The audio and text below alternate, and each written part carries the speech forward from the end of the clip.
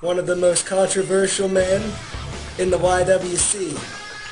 Stone Cold RKO 512. This guy's a special guy. This is Stone Cold RKO 512. Then we're going to come down to the PWP. Now, their leader, Stone Cold RKO 512. Stone Cold RKO 512. Stone Cold RKO 512. Stone Cold RKO. Me and Stone Cold RKO. Stone Cold RKO 512. Stone Cold RKO 512. Stone Cold RKO 512. Stone Cold RKO 512.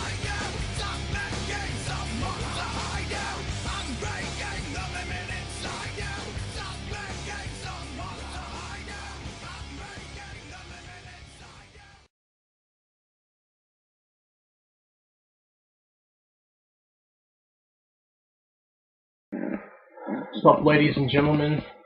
This is the Danger Zone. I'm your host, Stone Cold RKO 512, and I'm here with my guest, who is the one that came up with the name. That is Primetime09Nick. What's up? Hey! Hey guys. And I got some questions here that he's going to answer for us, and so he's in the Danger Zone, as we per se. Alright, and since WrestleMania is around the corner, you know, which WrestleMania match are you looking forward to the most? I would have to say I made a preview video, but since I'm drinking my Pepsi right now, I'm gonna have to go with the Randy Orton and CM Punk match.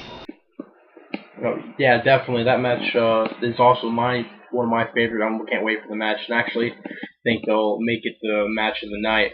In my opinion, I think that's going to be great. And on this past SmackDown, we had Wade Barrett win the Intercontinental Championship. So kind of showing the core has a lot of power now with the tag belts, and now Wade is Intercontinental. So what are your thoughts on the core as a whole right now? The core as a whole I kind of like. I mean, I don't watch SmackDown a lot, but I did watch SmackDown this week, and I think they are definitely showing they're a lot more dominant than Nexus was, I think, or the new Nexus. I like Heath Slater. I like Gabriel. Ezekiel Jackson's okay.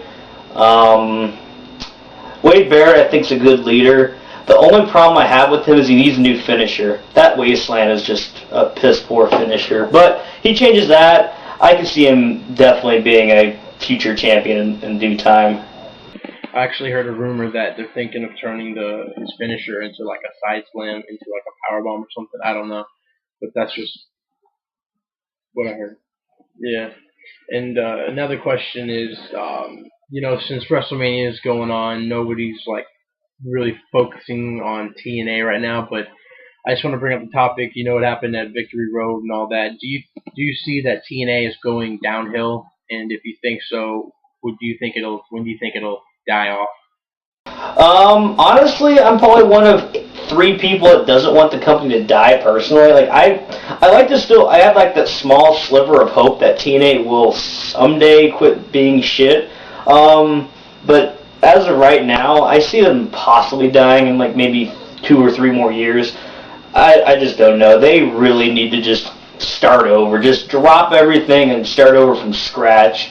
And just I have a whole list of people they need to get rid of, but it's kind of a toss-up, to be honest. I couldn't really say exactly when they would die. I hope they don't, because if they die, WWE's just going to get really, really dull, and unless ROH steps up to a whole other level, which I would wish they do, but I don't know. Yeah, I agree. I guess some people do want it to go away because they hate it with a passion, but I watch TNA. There's some ups, there's some downs. Like I said, they need to start over. I think they need to reinvent. They need to go back to like where they were their own company. Right now, I think they're trying too much to compete with WWE, and it's just stopping them from doing what they need to do. So yeah, I agree. I see it. I don't want it to be, but I do see it going down in a couple of years or so. I really like to see them push the X Division back where they keep on saying they're going to bring back the X Division, but they haven't. I think they bring back the X Division to the forefront. because TNA has a lot of great young stars, like Motor City Machine Guns, even Fortune I kind of like, the guys in there. They've got a lot of great talent, but they just don't use it that well. We get stuck with Gunner and fucking Murphy, and it's just, yeah, there's a problem there. But yeah. Alright, and bringing up people that need to be, I guess need to be released or pushed. I guess I'll talk about the push first. I can either talk about WWE or TNA. Name one or two people who you think should be pushed in the WWE or TNA. Alright, let's see. Let's start with WWE first. Person that needs to be pushed.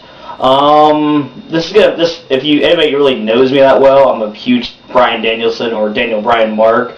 So I think Daniel Bryan really needs a good push. He had a decent push earlier, but they've kind of dropped the ball with him. And I don't really see him running at WrestleMania 27. But I think after WrestleMania, he needs to get a push. He needs to turn heel. I think a heel turn with him would be great.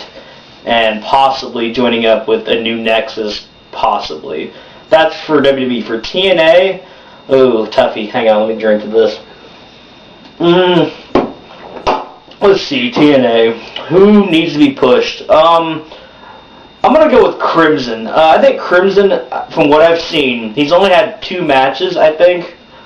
Maybe 3, but I think the guy has a really good... He looks pretty good. He's a pretty decent wrestler, and I like his finisher. I think if they pushed him, he could be a major player in the company. So that's my 2 picks. Yeah, I like Crimson a lot. I was actually saying that also. I was watching TNA, I was like, finally we get to see this guy because he hasn't been on in a while. And he's good in the ring. I can see him having a good future.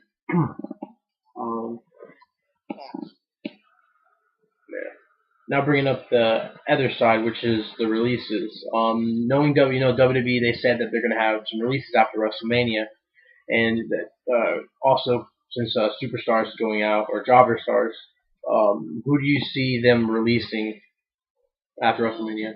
I don't know. WWE got so many people. Who I think on top of my head. I don't know, Zack Ryder is entertaining and all, and I'd like to see him possibly get a push, but I don't know if that'll happen. He might get released, I don't know. Primo, he hasn't done anything. David Hart Smith, he hasn't done anything. He just kind of got pushed to the side. Tyson Kidd I can see getting dropped too, because they dropped the ball with him majorly. The Bella Twins, they're pretty much useless. Gail Kim's not being used at all. I don't count that angle with Daniel Bryan because that's just bullshit. That's just retarded. Kurt Hawkins, he's doing nothing. Chris Masters is irrelevant. Nobody really cares about him. Tyler Rex, sadly, I kind of like him, but they're not doing anything with him. Who else? William Regal, maybe, but I think he's on NXT right now, so maybe they won't get rid of him. I think he should be a commentator, but that's just a random list of people I think need to go that get released. I don't know. What do you think? I really like the Superstars. I really don't see that need to be in the company, but they're gonna be because I think they're gonna keep the NXT around. They got Yoshitatsu. I can see he's good and all. It's just like they don't have really much use for him. It's just he's just there, and they just have him in the whole thing. I like Zack Ryder, and then again I'm afraid he might be released, but he has that show on YouTube. That's one thing they gave him that, so it kind of gives him a little glimpse of hope. Primo, he's tagged with them, but also he still wouldn't be doing anything, and we need like younger talent to where actually people we could see them do stuff, but that's not their fault. That's WWE not wanting to push them. So, also somebody else I thought of. I don't know. Ted DiBiase. I mean, he's not a bad talent, but they're not doing anything with him. I can see him getting released too, because he just jobs to everybody nowadays, and I don't think he's really I don't think you could really do anything with him now because I think he's been so jobbered that I don't think anybody can take him seriously anymore. That's just somebody else I thought of. Also, since WrestleMania, and they always have the draft. If they will have a draft this time, I'm not sure. Because since they didn't have the Money in the Bank at WrestleMania, a draft. Who do you think should be drafted or traded or so much to Raw, SmackDown? You can name a couple people. I think. This might be toughy. I would have to say I like to see Sheamus go to SmackDown because Sheamus is not doing anything on Raw really. And I think him going to SmackDown would be a fresh start for him. Just one person. I'm thinking of other people. Damn. I don't know. Maybe after. Well, no. I was thinking Cody Rhodes possibly, but if Sin Cara debuts, then he'll be on SmackDown, so they might feud. Honestly, that's a good question. I really never thought of the draft coming up, and I don't even know if they're doing it this year. I think they are, but that's a good question. I really can't think of it at the top of my head, to be honest, besides maybe Sheamus going to SmackDown. Yeah, same here. They always surprise me with the drafts. Like, I really never could see people going, but then once they do, they start like these feuds, and I'm like, wow, that was really creative of them to send this person over there. Stuff like that. The thing I agree with is Sheamus going to SmackDown. Definitely, I want to see him on SmackDown. If he's still the United States champion, I'm wondering how they would do that. If if Wade's still the champion also, like because they usually switch champions. Maybe they'll switch the world and WWE stuff like that. That's the only thing I can think of. Also, this question just popped in my head real quick, and since who do you? I know there's not gonna be any Money in the Bank at WrestleMania, but they're gonna have it this year, of course, in one of the pay-per-views. Who do you think will be the next person to win the Money in the Bank, or who do you want to win the Money in the Bank? Who I think and who I want are two different people. That's a good question. I was thinking about that since that's coming up sometime soon, and I am very hurt, but that Money in the Bank is not at WrestleMania. I've been so happy to see it at WrestleMania, but yeah, I mean the pay-per-view last year was pretty good, and I actually have it. But let's get to the point. Who I want to win? Excuse me. Well, I sound like a broken record at this point, but I'd like to see Daniel Bryan win if they don't end up putting him in a Nexus or turning him heel. I think that would be kind of a if they do like they did with The Miz and Edge, and they actually build him to a credible champion, or somewhat credible, like that'd be great. Now, who I think might win it, I think Drew McIntyre would probably be just somebody that I think they would, because they were really building him up really big, and then they just dropped him. Which I'm not upset about. I really don't like Drew McIntyre that much, but they dropped him, and I think the Money in the Bank could maybe resurrect what he once was and possibly put him back into main event status. That's what I think on that. Yeah, definitely. I don't like how they did with Drew McIntyre. They were like, he's the chosen one, Vince handpicked him. They were like, yeah. And then they said he was going to be like Triple H, because he's like the favorite. And then they just drop it, and then I actually really couldn't see him winning the Money in the Bank. I think he actually was supposed to win Money in the Bank, but then last time, but they totally dropped that idea. And my last question is for this Raw that's coming up in a few hours. What do you think will happen with the controversy? Like, now that The Rock and Cena will be face to face for the first time, what do you think will happen? First off, I'm probably gonna mark out like a little girl. I think they're just gonna have like a good 2 minute stare down, and everybody's just gonna go ape shit. We're gonna have all the hardcore C Nation, and we're gonna have people like me that are like from the Attitude Era, and we're just gonna be the audience is gonna be so torn. I can see a 50-50 split, and I think they're just gonna play it off, and then I'm predicting Miz will probably come out, and I hope Rock just tears him apart on the mic.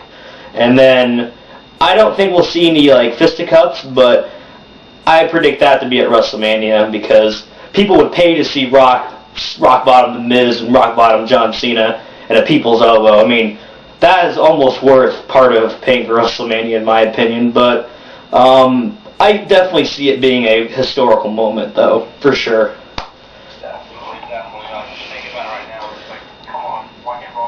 It'll probably. I also predict it'll be the last thing we'll see on Raw, because if it's the first thing, Triple H and Taker will not be able to top that. No way. That's like it was like WrestleMania 18 when Hogan and Rock had their match. Triple H and Jericho couldn't top it. I mean, yeah, they did a good job, but they couldn't top it. Alright guys, that was my show, The Danger Zone. Go check out Nick's channel. I'll have it in the description, and I'll have it as an annotation somewhere on this video, hopefully. And that's it, guys. Ready for Raw, and I'll talk to you guys later. Peace. Faith and Pepsi. Faith and Pepsi, guys.